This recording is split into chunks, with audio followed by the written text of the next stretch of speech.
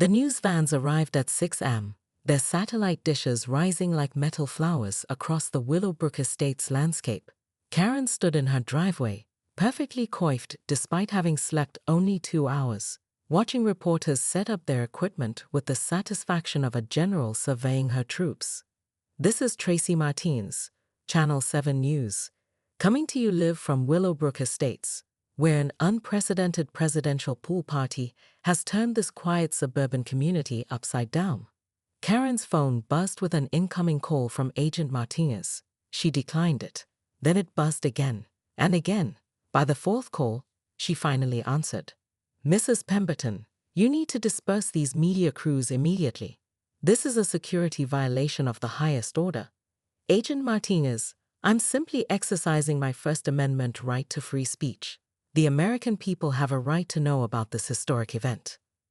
"Ma'am, if you don't remove these crews within the next hour, we'll have no choice but to recommend that the president cancel his appearance." Karen's blood ran cold. "You wouldn't dare." "Ma'am, the president's security takes precedence over everything else." 1 hour. The line went dead. Karen stared at her phone, her hands shaking with rage. After everything she'd done, all the planning, all the sacrifices, they were going to take this away from her because of a few news cameras. She marched toward the nearest news crew, her heels clicking on the asphalt like gunshots. "Excuse me, I'm Karen Pemberton, HOA president and event organizer. I have a statement to make." The reporter, a young woman with perfectly styled hair and a predatory smile, thrust a microphone in Karen's face.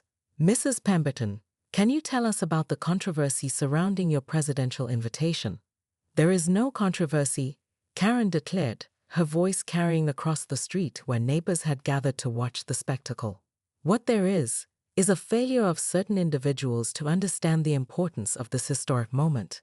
The President of the United States is coming to our community, and instead of celebrating, we have people trying to sabotage this event." "Are you referring to the Secret Service security protocols?" Karen's carefully constructed facade began to crack.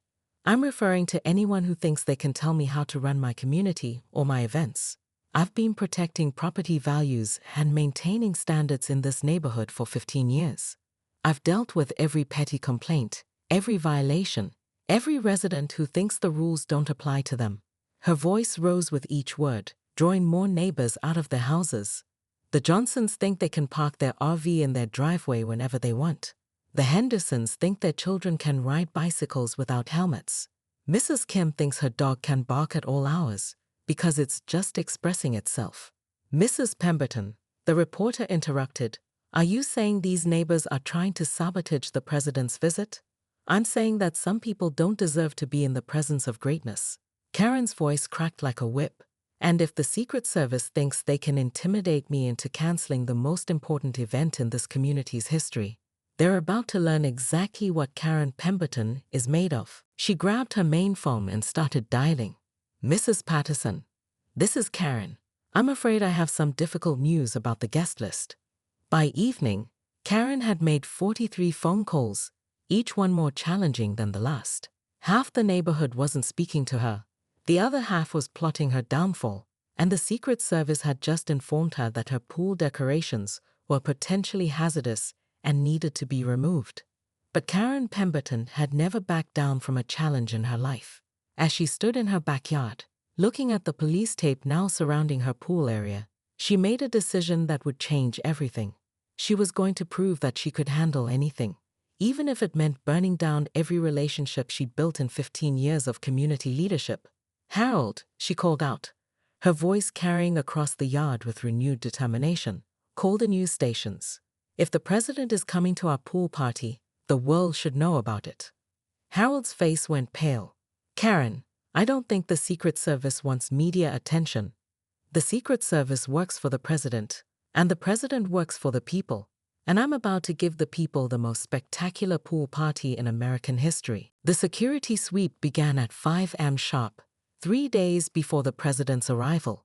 Karen stood in her front yard, coffee in hand, watching as black SUVs rolled through Willowbrook Estates like a mechanized parade. Secret Service agents in dark suits and earpieces moved with military precision, their eyes scanning every corner of her perfectly manicured kingdom. "Ma'am, we're going to need you to step inside while we conduct our perimeter check," Agent Martinez informed her, his tone polite but firm. Karen bristled. "This is my neighborhood. I'm the HOA president. I should be consulted on." "Ma'am, please step inside." The agent's voice carried an authority that even Karen recognized she couldn't challenge. Yet, from her living room window, she watched the agents methodically inspect every house, every garden, every possible vantage point. When they reached the Hendersons' property, she saw Agent Martinez shake his head and speak into his radio. Within minutes, more agents appeared, surrounding the Henderson house like it was a crime scene. Karen's phone buzzed with a text from her neighbor. "They're making us remove our treehouse. Something about elevated security risks." "This is insane." A smile tugged at Karen's lips. She'd been trying to get that treehouse removed for 3 years.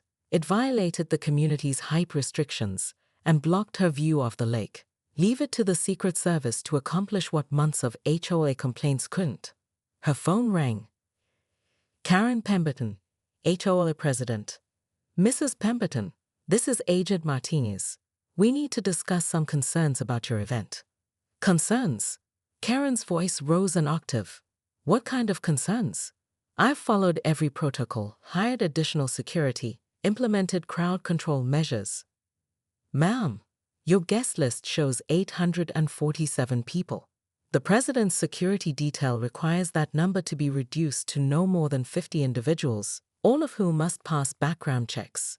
Karen's coffee mug slipped from her hand, shattering on the marble floor. 50? But I've already sent invitations to everyone in the neighborhood, plus the mayor, the city council, my book club, my yoga instructor, the entire Chamber of Commerce. "Ma'am, we understand this is inconvenient, but security protocols are non-negotiable." After hanging up, Karen stood in her kitchen, staring at the broken mug and the spreading pool of coffee. This was not going according to plan. She'd envisioned hundreds of people witnessing her triumph, seeing her shake hands with the president, watching her moment of ultimate validation. Her phone started ringing incessantly. Word had spread about the guest list reduction, and the excluded residents were not taking it well.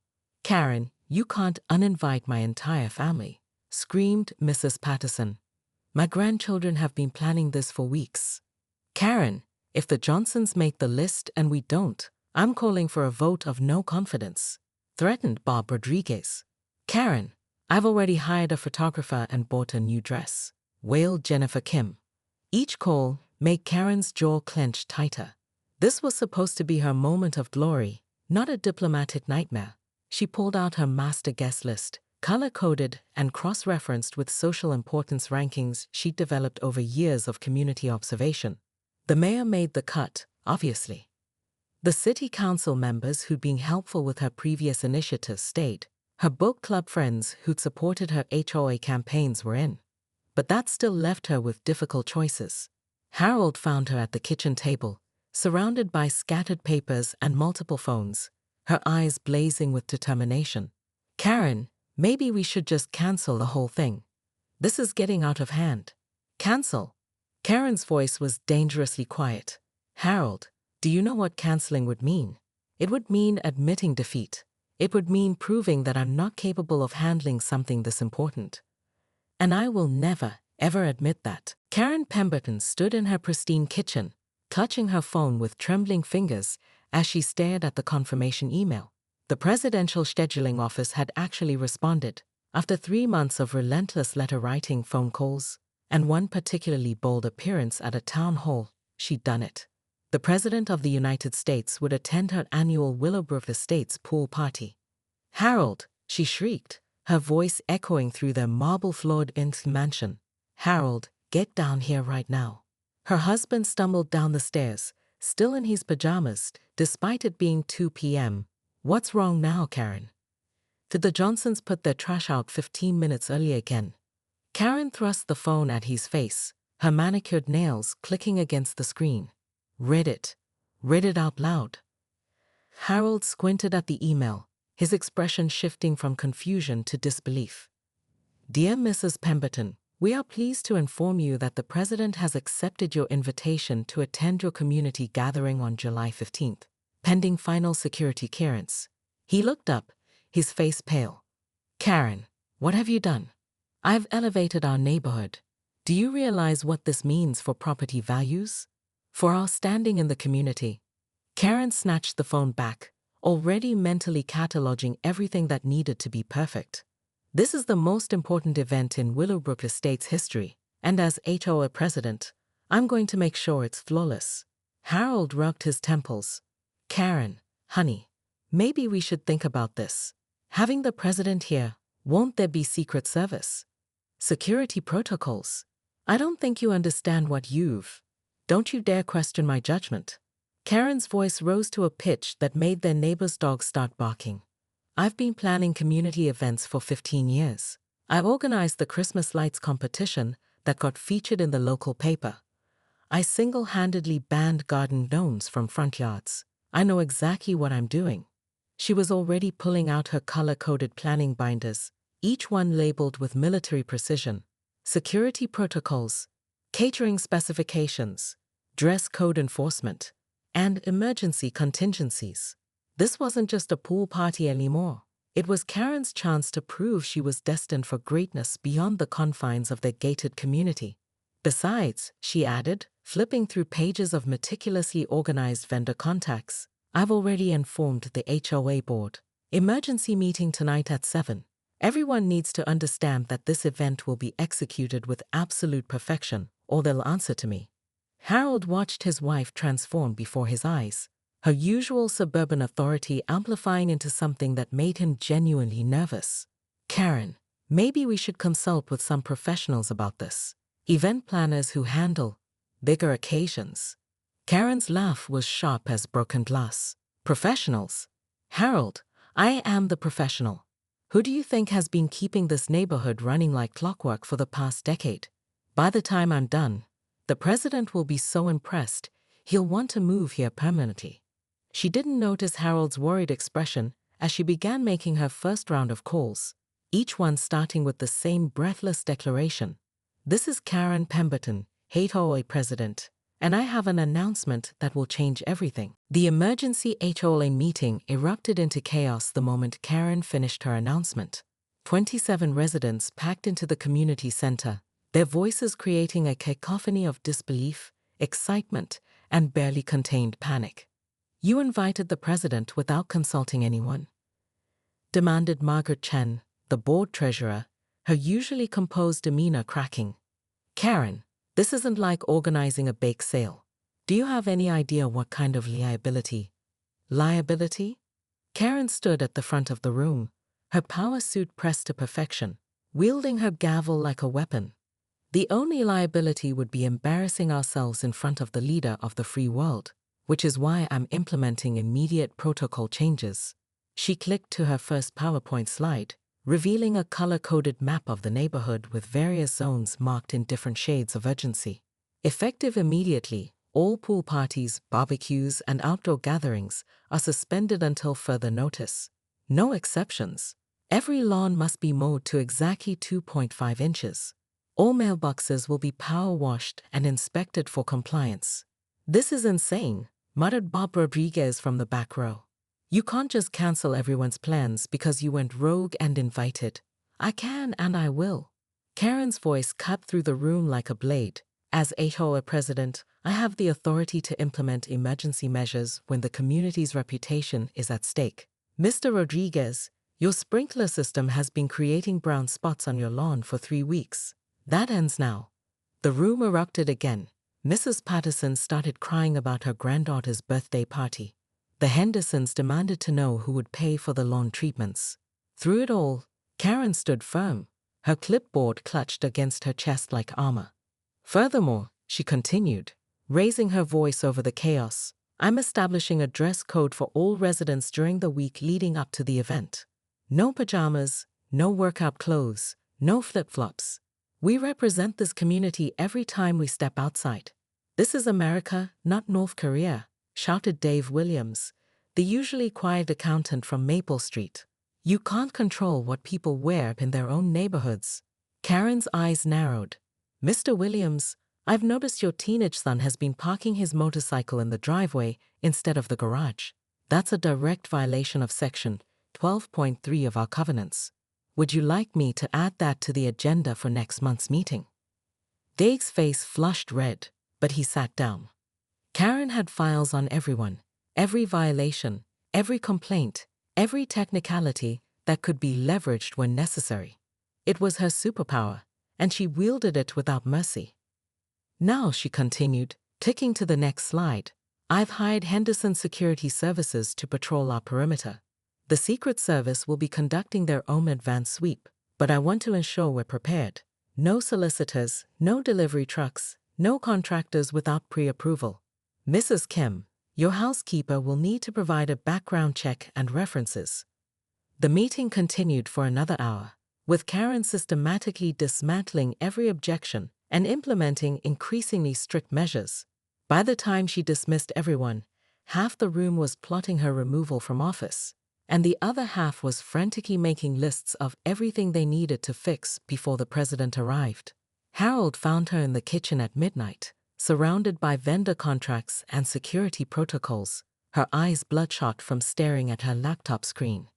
Karen, sweetheart, maybe you should get some sleep. Tomorrow's going to be. There's no time for sleep, she snapped, not looking up from her screen. The caterers need a final headcount. The pool company is coming at dawn to install additional safety equipment, and I still need to coordinate with the Secret Service advance team. Harold poured himself a glass of wine and sat down across from her. Do you ever wonder if maybe you're taking this too far? For the first time in hours, Karen looked up. Her expression was a mixture of exhaustion and manic determination. Harold, do you know what happens to people who get opportunities like this and waste them? They disappear. They become footnotes. I refuse to be a footnote. She turned back to her laptop, typing furiously. By the time this is over, everyone will know exactly what Karen Pemberton is capable of. The cameras captured every word, every gesture, every moment of Karen's spectacular unraveling. Behind her, Harold stood in the doorway, his face a mask of horror as he watched his wife destroy everything they'd built. Karen, he called out weakly, maybe you should come inside. No, she spun around, her eyes blazing. I'm tired of people telling me what I should and shouldn't do. I'm tired of being questioned and doubted and undermined.